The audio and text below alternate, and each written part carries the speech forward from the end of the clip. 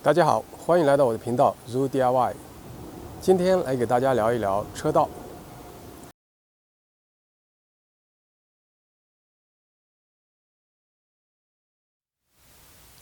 如果住在都市区的话呢，一般有3种选择。第一种呢是沥青的车道，就是那种黑黑的，沥青混着小石子儿，用压路机把它压实。第二种呢是混凝土车道，就是那种水泥加上石子儿，然后铺起来。混凝土呢有2种，一种是 plain 的，另外一种呢叫 stamped。stamped 呢可以做出各种各样的花纹，也可以加各种各样的颜色，那样呢就会贵很多。还有一种呢，最高端的呢就是叫做paving brick，就是这种砖或者石头铺的车道。像我现在这个就是 paving brick， 是一种砖铺的 interlock。这3种车道呢，基本上的 cost 呢是沥青最便宜，然后混凝土在中间，然后最贵的是paving brick 和 stone 的这种车道。在乡村地区呢，还有一种车道叫 gravel， 就是小石子儿铺的一种车道，这个是最便宜的。因为乡村地区的它的地都非常大，有的车道呢绵延几百米，所以成本如果修沥青或者是混凝土甚至铺砖的话，成本是非常高昂的。好，沥青的车道呢，它的好处就是成本低，然后保养维护算是中等，也算是相对来讲还是比较容易的。然后它就需要3到5年呢，你需要做一个 resurface，对表面进行一个重新的处理。这个 resurface 呢，你可以自己做，也可以请专业人士来做。自己做的话呢，你可以去 Home Depot 或 Lowe's 买一桶那种沥青的那种 resurface 的材料，然后用 roller 把它滚上去就可以了。这个成本呢大概在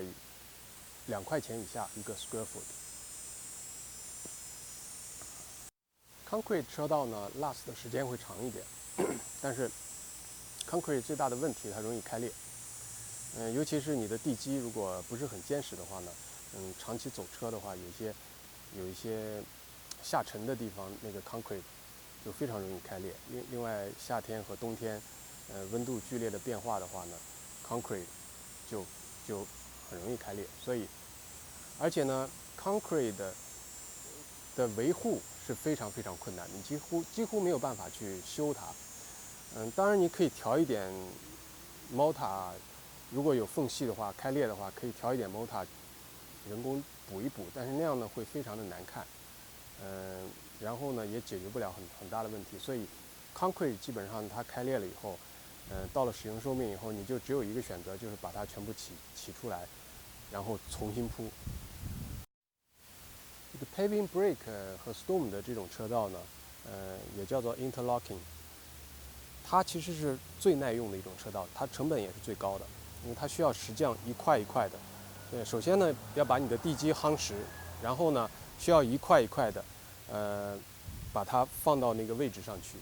然后有一些做得好的 interlocking 呢，甚至做出了各种各样复杂的花纹，这些呢都非常的耗人工，所以它是最贵的。大家去欧洲的时候可能会发现，比如说西欧、荷兰那边到处都是这种 interlock 的 brick，很多的 brick 可以说是经历了100年、200年，那么现在还在使用。而石头就更加耐用了，但是石头是非常非常昂贵的。如果大家去过布拉格，就会发现他们现在，工人在用的那个石料，实际上还是1000年前那个布拉格建成的时候使用的石料，现在一直在用。虽然一次一次的修，但是那个石料本身它是不会坏的，所以非常非常的耐用。它还有一个好处呢，就是它的渗水比较好。它不容易积水，就是说，不像 concrete 和那个沥青的车道，它不透水。但是 interlocking 有2个问题。第一个问题呢，它的缝隙之间容易长杂草。这个是，经常我们都会在一些车道上发现这样的问题。尤其是你随便走一个小区，有一些维护的不太好的 interlocking，都会出现这样的问题啊，这样的感觉就不是很美观，然后杂草丛生，然后就感觉你这个住宅呢，好像没有被很好的打理。Interlocking 还有第二个问题呢，就是它有一些局部呢会产生一些下沉。因为首先它的地基呢，它铺完以后呢，经年累月的，它需有一些沉降，地基它本身就会有一些比较松软的地方，它会一些下陷。所以这个是非常难以避免的。但是有一个好处就是说，它下沉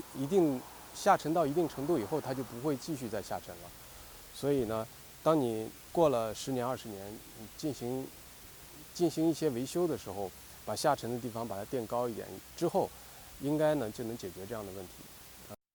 好，我今天这个视频呢，主要是给大家讲一下怎么样去维修和保养这种 paving brake 的 interlock 车道。第一个问题呢，就是要解决它的杂草的问题；第二个问题呢，就是解决下沉的问题。好，要处理 interlock 的杂草呢，你可以用这种工具，这是最简单的办法。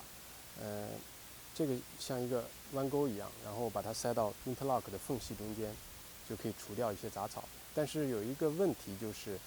这个呢是治标不治本的，因为它的根还在里面，它很难你能够把它的根能够remove 掉。基本上呢就是把它上面的东西，绿色的东西给它清除掉，很快它又会长出来。第二个办法呢，就是可以 apply 一些 chemical， 比如说 Roundup， 它是那种没有任何选择性的这种除草剂，你喷上去以后呢，那个所有的草都会死掉，但是 Roundup 也是一种治标不治本的办法，因为基本上你第2年它还是会长杂草的。还有一个办法呢，就是reseal 这个 interlock。大家要知道为什么 interlock 会长杂草呢？因为缝隙之间原来呢它是有一些细沙把它填到那个 interlock 的砖的缝隙之间，但是随着日积月累呢，风吹啊，然后下雨啊，这些沙会流失掉。流失了以后呢，那些缝隙呢就会有一些灰尘，就逐渐的在缝隙中间沉积，这些灰尘呢就会形成新的土壤。这些土壤呢，它会厚的这种水分，这就会形成一个非常适合杂草生长的一个环境。所以，第3个办法呢，就是你要用那种 power washer， 就是非常 powerful 的那种 power washer， 把这个缝隙呢一根一根的把它清理干净。最主要的是把这些泥要把它清理干净，这样呢是比较彻底的解决了这样一个问题。清理完了以后呢，它这个缝隙露出来以后呢，你可以用沙子再混一些水泥，然后大概7:1的比例，1份水泥7份沙子，这样混合起来的 mix 以后呢，然后重新把它扫到这个缝隙里面去。如果这样做完以后呢，基本上可以last5年以上，不会长杂草。我的这个 interlocking 的 paving 的车道呢，从几年前开始吧，就遇到了杂草丛生的问题，然后呢，有一些位置呢出现了下陷。处理下陷的问题呢，其实很简单，我就是去 local 的 building supplier store 去买了一些 limestone screening， 就是一些小石子儿混合的一些细沙一样的东西，把这个下陷的部分呢，这种砖把它起开以后呢，用那种 limestone screening 呢把它铺上去。注意呢，用一下水平仪，然后每一块砖，因为你不是完全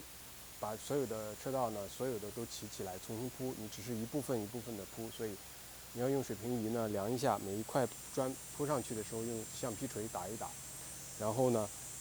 跟旁边的砖量一下，确保它保持水平。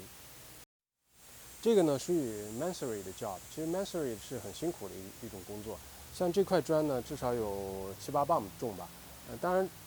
单块拿起来你不会觉得很重，但是，如果你干这样的活儿的话，一天下来的话还是挺累的。所以，如果你体力不够的话，我也非常建议大家找一个好的 contractor， 能够帮助大家能够 finish 这个 project。我通过我这么多年的 DIY 的经验呢，我就总结到为什么 Masonry 这个石匠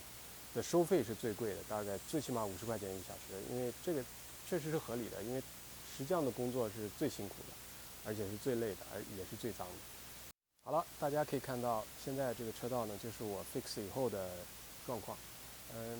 虽然有一些地方呢还是有一些轻微的凹凸不平，但是基本上就像我说的，达到了80分以上的效果。然后所有的杂草都被清除了，然后重新做了 seal，缝隙之间填上了新的细沙和水泥的混合。当然了，现在看上去还有点花，因为呢，它这个水泥啊还残留在表面。这个呢，经过2个月以后，雨水的冲洗呢，应该会恢复正常。然后还有一个步骤呢，就是我可以 apply 一些 sealant 有各种各样的，有 high gloss 的，有 stain 的，有那种 wet look 的，反正有各种各样的可供选择。如果你 sealant 上完以后，就会非常的漂亮了。另外这个填缝用的细沙，我想跟大家说一句，有一种沙呢，就是在 local 的 hardware store 都有卖的，叫做polymeric sand。这个 polymeric sand 呢，中文叫聚合沙，其实就是沙子混合了一些粘合剂。这种粘合剂呢，基本上就是水泥。这种聚合沙呢，如果你直接买来呢，就可以直接用。因为这个凹陷呢，我是这样判断的，就是只要是下雨的时候不积水，那么是可以接受的。如果是积水了，就形成一个小水汪，那样是必须 fix 的。因为冬天的时候，在加拿大冬天呢，一旦有水汪的话，它就会结冰，冬天就会非常的不安全。所以现在大家看到这个车道呢，我修好的，虽然也有些地方也有一些轻微的凹陷，但是呢，我自己测试过，用水管浇了很多水，我测试过。另外下雨的时候我也观察过，现在的情况呢，它是不积水的，所以基本上达到了我的要求。如果你问我，哪一种车道比较好？如果你 by chance 买了一个新房子，车道还没有做的话，我的建议就是你要么就 go for 沥青的，因为首先呢它比较便宜，一般 standard 的20×20的车道呢，也就是花不到2000块钱就搞定了。然后呢，它维护起来还算是比较容易，你可以请人来做，然后也可以自己做，相对来讲，也不是太大的问题。如果你想走得高端一点呢，我建议你就直接上那个paving brick interlock 这种车道，就是砖的这种车道。因为这个呢是一次性投资，有可能要投资1万多块钱，但是呢这个呢它是 last forever， 然后呢它修起来呢也相对容易吧。你可以针对那个一些局部的下陷的部分把它起开，进行一些维修。我见过有一些的 house owner 呢，他拥有这种 interlock 车道，然后他呢，结果长满了杂草，就非常的不美观。然后他们就一气之下，干脆就把它换成就是沥青的车道了。这个呢是我非常不建议的，因为这样做实际上是属于那种叫做 downgrade。你把一个好的、更加昂贵的 feature， 把它降级成了一个更便宜的一个 feature， 这样实际上是对你的 house value 是一种减分而不是加分。所以不管你看上去杂草丛生或者怎么样，不怎么美观，但是你还是有办法去 fix 的。好，这期视频呢就给大家介绍到这里，欢迎大家给我留言，也欢迎大家点赞转发，因为有可能会帮助到更多的人。谢谢您的收看，我们下次再见。